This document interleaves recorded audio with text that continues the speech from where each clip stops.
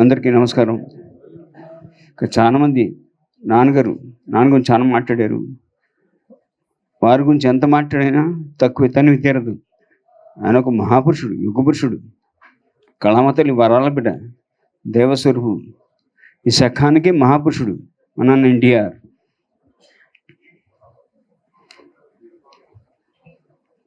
ముందుగా వేదిక మీద ఉన్న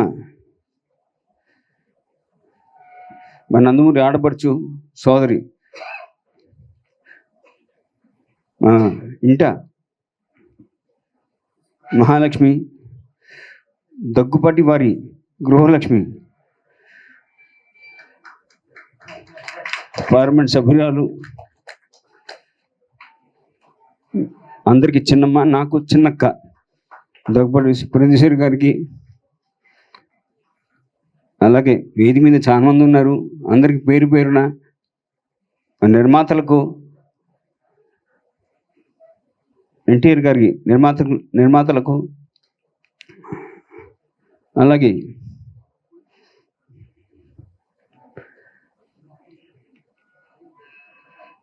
పాలిట్ బ్యూరో సభ్యుడు, మాజీ MLC, NTR literature committee chairman TD Janardhan గారికి, మా కమిటీ సభ్యులందరికీ పేరు పేరున అందరికీ, వారితో పాటు వేదిక ముందు ఉన్న పెద్దలకు, మా కుటుంబ శ్రేయోభిలాషులకు, అభిమానులకు, విలేకరులకు, మీడియా ప్రతినిధులకు అందరికీ వందనం, శుభాభివందనం. ఈ సమావేశం ప్రజాస్వామ్యం పరిరక్షణోద్యమం ఎన్టీఆర్ జీవిత చరిత్ర, ముందుగా పుస్తకాన్ని టీడీ జనార్దన్ గారు చెప్పినట్టు సెప్టెంబర్ 16న 2025న విజయవాడలో మన ఆంధ్రప్రదేశ్ ముఖ్యమంత్రి వర్యులు నారా చంద్రబాబు నాయుడు గారు, మాజీ ఉపరాష్ట్రపతి గారు వెంకయ్యనాయుడు గారు, త్రిపుర గవర్నర్ ఇంద్రసేన రెడ్డి గారు, మన స్పీకర్ అయిన పాత్రుడు గారు చేతుల మీదుగా ఆవిష్కరించబడినది. అదే పుస్తకాన్ని నేడు ఈ సమయంలో ఆడియో రూపంలో తీసుకుని రావడం చేపడుతున్నది. పురంధేశ్వరి గారి చేతుల మీదుగా ఆవిష్కరించబడుతున్నది కొద్ది క్షణాల్లో. ఇది పుస్తకానికి ఎంత ప్రాధాన్యత ఉన్నదో ఆడియో రూపం కూడా అంతటికంటే రెట్టింపు ప్రాధాన్యత ఉన్నదని మేము సర్వే చేసాం. దానికి అందరూ దీనికి ఆమోదించడం జరిగింది. 90% ఇది ఆడియో రూపంలో తెస్తే బాగుంటుందని అందరు చెప్పడంతో ఈ ప్రయత్నం చేస్తున్నాం. ఈ ఆడియో రూపంలో తీసుకుని వస్తున్నాం మీ ముందుకి. అలాగే మనం ఈ రోజులు చూస్తున్నాం, టెక్నాలజీ మారుతున్న కొద్దీ ఉద్యోగాలు చేసిన విధానాలు కూడా మారుతున్నాయి. ఉద్యోగాలు మన ఇళ్ళ నుంచి చేస్తున్నాం, వర్క్ ఫ్రమ్ హోమ్ అని. అలాగే జూమ్ కాల్స్ కానివ్వండి, కారులో ప్రయాణం చేసేప్పుడు సగం పనులు కారులో నుంచి చేసుకుంటున్నాం. అలాగే సగం వంక పెట్టుకొని వర్క్ ఫ్రమ్ హోమ్ అని చెప్పేసి వంటలు చేసేటప్పుడు కూడా మనం పనులు చేసుకుంటున్నాం. అంటే చెవులు ఇయర్ పాడ్స్ పెట్టుకొని, హెడ్ ఫోన్లు పెట్టుకొని మనం ఇళ్ళల్లో పని చేసుకుంటున్నామండి. ఇవన్నీ మనసులో పెట్టుకుని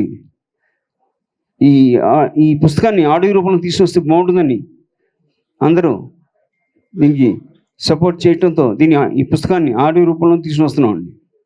అలాగే ఈ ప్రజాస్వామ్య పరిరక్షణ ఉద్యమం ఎన్టీఆర్ జీవిత చరిత్ర విషయాలు 1984లో తెలుగుదేశం ప్రభుత్వం వచ్చిన 19 నెలల్లోనే ఆగస్టు 16 నుండి సెప్టెంబర్ 16 వరకు మన అన్నగారు ఎవరి పేరు చెప్తే రోమాలు నిక్కుపొడుస్తాయో, ఎవరి పేరు చెప్తే దేవ సంబుతుడుగా చూస్తారో, ఎవరి పేరు చెప్తే తెలుగు ఆడపడుచుల నుండి అన్నా అనే పదం స్వరం వినపడద్దో, మన విశ్వవిఖ్యాత నట సార్వభౌముడు పద్మశ్రీ నటరత్న కళప్రపున్న డాక్టర్ నందమూరి తారక రామారావు గారికి అతి కిరాతకంగా, అన్యాయంగా, అక్రమంగా ప్రజాస్వామ్యాన్ని కూని చేసి వారిని ముఖ్యమంత్రి హోదా నుండి తప్పించి ఒక నెల తిరిగిలోపు అదే ప్రజాస్వామ్యాన్ని కాపాడి మళ్ళీ ఆయన ముఖ్యమంత్రి చేయడం ఈ ఆడియో పుస్తక రూపాన్ని తీసుకోవడం జరుగుతుంది.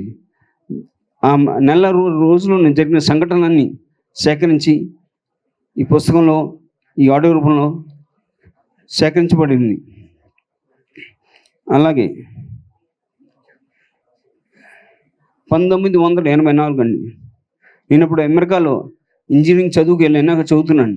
83లో వెళ్ళాను, 84లో అక్కడే ఉన్నాను నేను. అప్పుడు కొన్ని ఈ ఘటన అప్పుడు రోజు మా అన్నయ్య హరికృష్ణ గారితో దాదాపు రోజుకి రోజు ఒక రోజు ఆల్టర్నేటివ్స్గా ఆయనతో మాట్లాడుతూ ఉండేవాడిని, ఏం జరుగుతుంది ఇక్కడ అని. ఆయన గత స్మృతులన్నీ గుర్తుకొస్తున్నాయి. మీరు విక్రమ్ పోలా గారు, ఈ పుస్తక రచయిత విక్రమ్ పోలా గారు, అలాగే ఈ పుస్తకానికి ఆడియో రూపంలో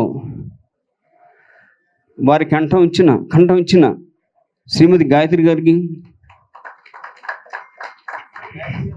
మీరు విక్రమ్ గారు, మీరు నాకు కొద్ది పర్మిషన్, వాళ్ళు 2 మాటలు చెప్పాలి పుస్తకంలో నుంచి. చెప్పచ్చు కదా?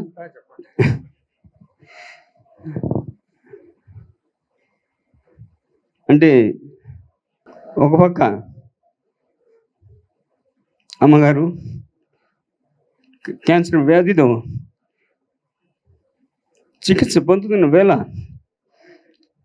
ఇంకో పక్క నాన్నగారు గుండె ఆపరేషన్ జరిగిందండి 1984లో. నేను అప్పుడు అమెరికాలో ఉన్నాను. అప్పుడు టెక్సస్ హ్యూస్టన్లో డెంటల్ కూలీ గారు సర్జరీ చేశారు, ఓపెన్ హార్ట్ సర్జరీ చేశారండి. అప్పుడు డాక్టర్ గారు 3 నెలల పాటు మీరు రెస్ట్ తీసుకోవాలి, చాలా మేజర్ సర్జరీ అయింది, ఎటువంటి స్ట్రెస్ మీరు తీసుకోకూడదని చెప్పడం జరిగింది నాన్నగారిని. ఎందుకంటే ఆయన 1 కాదు 2 కాదండి, 3 కూడా కాదు, ఏకంగా 4 బైపాస్లు జరిగిందండి. మీరు చాలా జాగ్రత్తగా ఉండాలని చెప్పారు. మీకు తెలిసిన విషయంగా ఆయన చాలా మొండోడు, ఆయన జగముండి ఎన్టీఆర్ అదే ముందు ఆయన నడిపించింది. ఇది అప్పటి ప్రధానమంత్రి ఇందిరాగాంధీ ఇది తెలుసుకుని ఆయన అనారోగ్యంగా ఉన్నారనుకుని, మర్చిపోయారు ఆవిడ చాలా మొండోడని అనుకుని, ఇక్కడ విషయంతో ఉన్న ఒక రాజకీయ నాయకుడితో చేయగలిపి క్రైసిస్ ట్రై చేశారు. రాజకీయ కుట్రలు పన్నాగం మొదలుపెట్టారు. ఇది నాన్నగారు అక్కడ తెలుసుకుని ఆయన చెవులో పడింది, ఇక్కడ ఏదో కుట్రలతో పన్నాగం పడుతున్నారని. ఇది వెంబటే తెలియగానే హఠావుటిగా ఆయన అనారోగ్యం లెక్క చేయకుండా, ప్రాణాలను లెక్క చేయకుండా మన రాష్ట్ర ప్రజలకి ఏదో అన్యాయం జరుగుతుందని గ్రహించి ఎమ్మటే బయలుదేరి వచ్చేసానండి. రాష్ట్ర ప్రజల కోసం, ఆయన గురించి, ఆయన కుటుంబం గురించి కూడా. అమ్మగారు క్యాన్సర్ వ్యాధితో చికిత్స పొందుతున్నారు.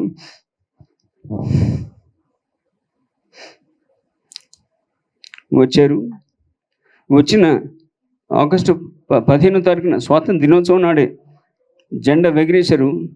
ఆ జెండా ఎగిరేసిన మరుక్షణమే ముఖ్యమంత్రి జెండా ఎగిరేశారు ఆయన. భారతదేశం జెండా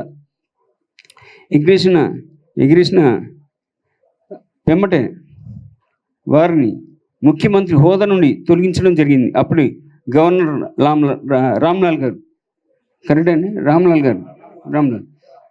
ఆయనకి బలగం లేదని, ప్రజాస్వామిని ఖూనీ చేసి అవకాశం ఇవ్వకుండా, బలగాన్ని ప్రూవ్ చేయకుండా ఉన్నా సరే లెక్క చేయకుండా పక్కన పెట్టి ఆయన బలగం లేదని కూడా పన్నాగాడి ఆయన ముఖ్యమంత్రి హోదాని దింపడం జరిగింది. ఎంత ప్రయత్నించారు, కుదరలేదు. ఇది ఎలా కాదు, మళ్ళీ నేను ప్రజల్లోకి వెళ్తాను, నాకు ప్రజలు న్యాయం చేస్తారని మళ్ళీ శాస్త్రం ఎక్కాడు ఆయన. నందమూరి హరికృష్ణ గారి రథసారథ్యంలో బయలుదేరాడు ఆయన. రాష్ట్రం అంతా తిరిగాడు ఆయన. రాష్ట్రం అంతా అల్లకోలం మొదలైంది. మొట్టమొదటిసారిగా భారతదేశ చరిత్రలో భారతదేశం ఉన్న పార్టీలన్నీ, ఇటు బీజేపీ కానివ్వండి, ఇటు కమ్యూనిస్టులు కానీ, అందరూ మజ్లీసులు అన్ని పార్టీలు ఏకగ్రీవంగా అందరూ ఒక తాట మీద వచ్చి మన ప్రజాస్వామ్యం కాపాడాలి, ఎన్టీఆర్ గారిని తెలుగుదేశం కాపాడాలి అని సపోర్ట్ చేయడం జరిగింది. ఇది ఆవిడ బెదిరిపోయి, ఇందిరాగాంధీ బెదిరిపోయి ఏదో జరిగిపోతుందని గ్రహించి ఇమ్మీడియట్గా అప్పుడు రామ్లాల్ గారిని గవర్నర్గా తొలగించి అప్పుడు శంకర్దయాళ్ శర్మ గారిని గవర్నర్గా చేయడం జరిగింది. అప్పుడు శంకర్దయాళ్ శర్మ గారు వారు వచ్చి ఈ రాజకీయ పరిణామాలు పరిశీలించి ఇక్కడ తప్పు జరిగిందని గ్రహించి మళ్ళీ ఎన్టీ రామారావు గారిని పిలిచి మళ్ళీ బలగోన్ని ప్రదర్శించి ప్రూవ్ చేయమని చెప్పడం జరిగింది. ఆయన 5 నిమిషాల్లోనే ఆయన బలగాన్ని ప్రవేశపెట్టారు, ప్రూవ్ చేశాడు ఆయన. అది అవ్వటమే మళ్ళీ ఆయన తిరిగి సెప్టెంబర్ 16న వారు ముఖ్యమంత్రిగా ప్రమాణ స్వీకారం చేశారు. ప్రజాస్వామ్యం కాపాడారు. ఒకవైపు గుండె ఆపరేషన్తో ప్రాణాలు లెక్క చేయకుండా, ఆరోగ్యం లెక్క చేయకుండా ఒక ముఖ్యమంత్రిగా తెలుగుదేశం కార్యకర్తలు కానివ్వండి, భారతదేశం అంతటా పండుగలు చేసుకుంటున్న వేళ, ప్రజాస్వామ్యాన్ని కాపాడిన సంతోషంతో ఉన్న వేళ 2 వారాలు తిరిగి లోపు అక్టోబర్ 1న 1వ తేదీన మా అమ్మగారు మాతృని కాలం చేశారు. 5:50 దీపం వెలిగే సమయంలో దీపం ఆరిపోయిందండి. ఆయన కానీ దట్ ఈస్ ఎన్టీఆర్ చరిత్ర. సెలవు. సారీ. జై ఎన్టీఆర్.